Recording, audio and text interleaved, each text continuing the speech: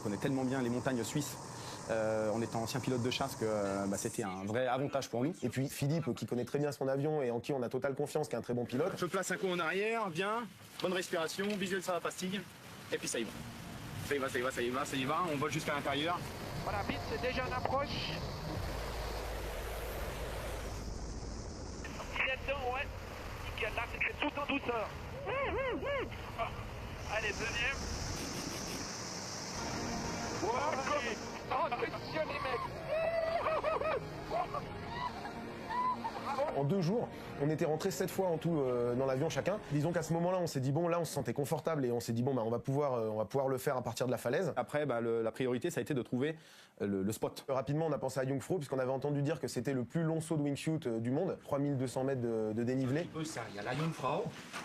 Ensuite, en gros, fin de glacier comme ça. Idéalement, c'est change of leader. C'est là où moi je vous annonce, ok, maintenant On vous pouvez devrait voler sur être moi. vers vous, en gros, de telle façon à être à la fenêtre où il vous donne le go for entry. Ce qui était vraiment important, c'était la coordination. C'était une des grosses difficultés sur ce projet, c'est qu'au départ, nous, on est à vitesse 0 et l'avion, lui, il avance déjà à 150 km/h. Donc c'était vraiment la seule dernière inconnue, en fait, qui restait à éclaircir. Et puis on s'est rendu compte, dès le premier vol test, que ça pouvait fonctionner très bien. C'est bon, quoi. C'est juste, faut se dire, c'est que si on est rentre et qu'il y en a un qui se pète la gueule, et bien il se remet à plat, il tire. Et puis en gros, si tu sors du canyon, tu sors. La sécurité était primordiale dans ce projet. Comme dans tous les projets qu'on fait, on essaye d'imaginer tous les scénarios possibles et donc d'y remédier. Et puis après, il y avait bien sûr toute la phase de vol où il fallait qu'on ait tout le temps une hauteur suffisante, parce qu'on savait que si on ratait l'entrée, on avait le temps de se remettre à plat et puis de voler. C'était très important, c'était d'avoir Yves Rossi qui était là. Ça permettait à Philippe de pouvoir se concentrer sur les instruments, sur la ligne de vol, et puis Yves regardait un petit peu à côté et puis donner un petit peu les informations, sachant qu'on est en communication radio avec le pilote et le copilote. Vince et moi, on est donc à la zone hélico dans la vallée d'Oterbrunnen. Là, on monte jusqu'à juste à côté du sommet en fait de Jungfrau, donc on est à peu près à 4000 mètres.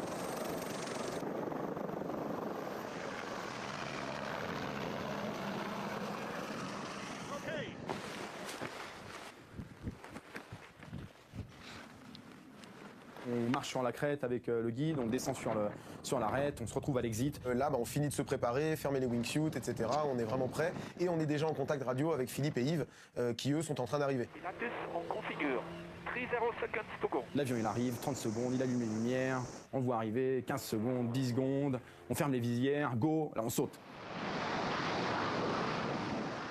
Phil il nous dit, bon ok c'est bon, vous pouvez voler sur moi, on tourne la tête, le pied est juste là, on s'est jamais rejoint aussitôt, c'était juste parfait. Je me place bien, là on est bien, pas de turbulence, mais je me rapproche un tout petit peu plus, je me dis bon ok, il faut pas qu'on rentre trop fort. Le 10 qui se rapproche. Je prends une bonne respiration, et puis là je commence ma ressource, et au moment où je commence ma ressource, je me rends compte que je vais peut-être pas avoir assez d'énergie. Je fais la rotation, et là je tape le coin de la porte. Donc là je vais te dire, ça passe à 1000 à l'heure dans ta tête, ça y est t'as raté.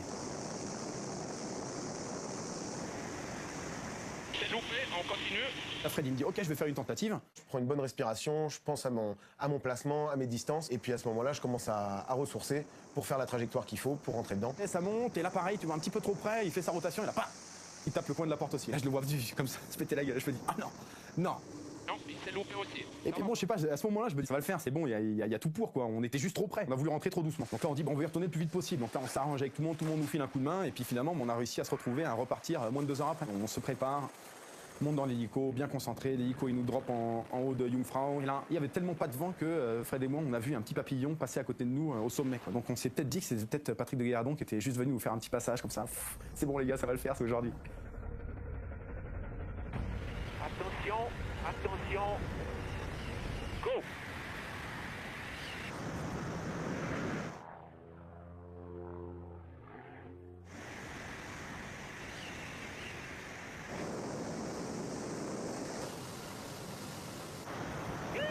Okay, we've got one. Ready for the second one.